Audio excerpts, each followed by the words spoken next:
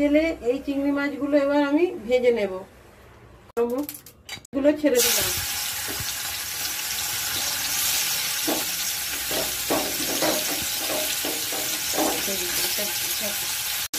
আমার ভাজা হয়ে গেছে, এবার আমি তুলে নেব।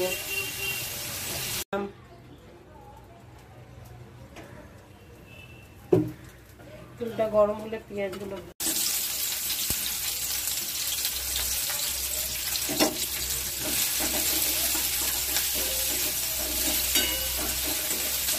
এখানে আমি 3-4 কোয়া রসুন, একটু আদা আর ঘষে নিয়েছি, গ্রেট করে নিয়েছি, ধনে গুঁড়ো, জিরে গুঁড়ো, লাল লঙ্কার গুঁড়ো, ঝাল লঙ্কার গুঁড়ো, হলুদ সব একসঙ্গে দিয়ে দিচ্ছি, দিয়ে কষিয়ে নেব।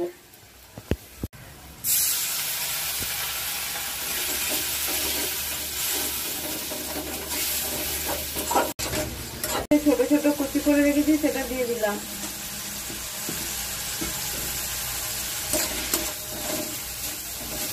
লবণ দিয়ে কষিয়ে নেবে কিছুক্ষণ কষালে। অল্প একটু গরম মশলা দিয়ে দিলাম, অল্প একটু দিলাম, কষানো হয়ে গেছে, দেখুন তেল ছাড়ছে। এবার আমি এই মাছগুলো দিয়ে দিলাম।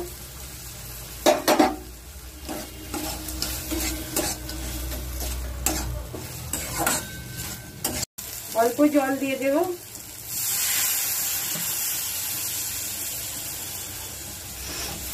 চিড়ে রেখেছি মাঝখান দিয়ে, সেই দুটো দিয়ে দিলাম। ঢাকাটা খুললাম,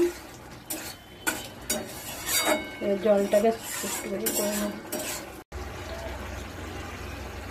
কিছুটা ধনেপাতা দিয়ে দিলাম।